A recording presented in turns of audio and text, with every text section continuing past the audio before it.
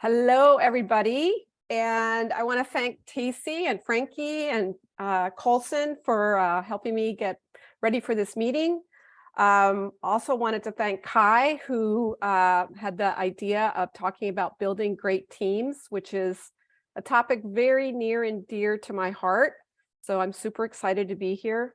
Also want to take a moment and thank Jamin. I don't think he's on the call, but he should be thanked for getting this group together and keeping it going. I can attest to these 15-minute calls that Colson was referring to.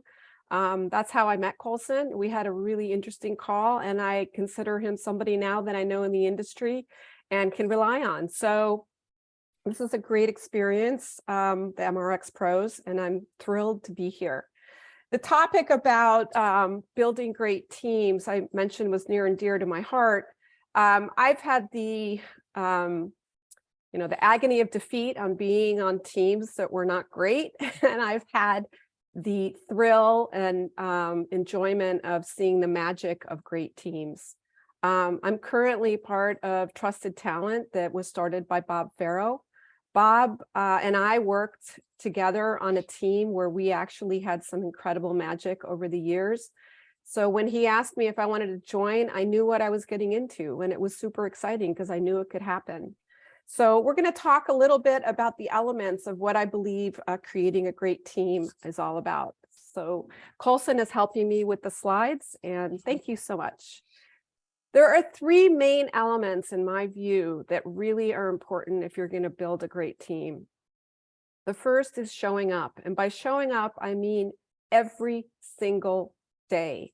Whether you're a contractor that's been brought on to work on a project and help a company with their deliverables, whether you're part of the management team, it doesn't matter where you fit into the organization, you have to show up every day and be ready, willing, and able to work as a team together.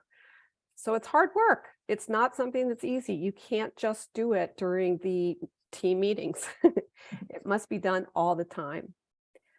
Being empowered is critical to great teams. You have to trust the teams. So those kind of go together. The empowerment is being able to go out there and believe in something that you're doing in the team, and then have your leadership believe in you. You have to be able to give credit where credit is due. You have to give people breathing room and space so that they can deliver on what they say they're going to work on. And then you have to trust. Trust will happen if people show up and if they feel the empowerment. When you have those three things, magic can happen. And so I'm going to talk about an example where magic did not happen. And I'm using sports. First of all, I'm a big sports fan, so that's number one. But number two is I think it's something that we can all relate to in understanding what makes a great team. I think everybody probably saw this last year with football and Tom Brady and the Buccaneers. You just can't do it alone. You can be the greatest player in the sport, and he arguably is, but if he doesn't have his team behind him, he's not going to be able to get anywhere. And you have to recognize the importance of every individual on the team, and you have to work as a team. So the point here is you can be the best, but if you don't have your team behind you, you're not going to get very far. Next slide. And this has been a statement that we've all heard many times. There's no I in team. I love this photograph. So this photograph is from the Chiefs. You have to look pretty hard to find the quarterback because everybody in the team is here and everybody has a place. You'll also notice that every single person on the team is here. They did not win the Super Bowl just by having a great quarterback. They won because of every person on that team. This picture, was posted on Twitter the day before the Super Bowl. There was one word on this post. It said family. These guys were playing to win. They embraced each other. Okay, next slide. And magic happens. So I don't know how many of you all follow football, which is what we call soccer in the States. But last year during the World Cup, Argentina won. The reason I bring this up and talk about magic on this slide is they almost were eliminated in the first round.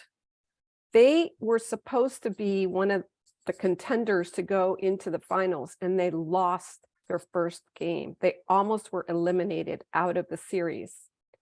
These guys went back, regrouped, and they came through and slogged through a whole series to come to the finals.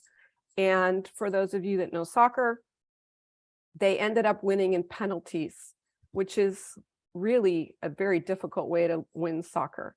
This was a group effort that had decided that they wanted to make it happen. They knew that their leader, Messi, this was his last chance to win a World Cup. And they regrouped, they worked as a team, and they made it happen. So that's when you see true magic. Next slide. And we talked about trust a few minutes ago. And the reality is that you can't do anything in a team if there's no trust. And the trust has to be across everybody on the team. It has to be, you have to trust your leaders, but you have to trust your coworkers. And when you do that, the magic does happen. I use this picture, it's also Trusted Talents on our website. But what I love about this picture is you cannot build a bridge if you don't trust the architect, and you need to trust the people that are drilling. I don't know if those are really the right, I don't know if you really call it a driller, but I think you get my point. You have to trust everybody along the process to build the bridge. Okay. So in summary, if you're showing up, you're empowering, and you trust, the magic will happen.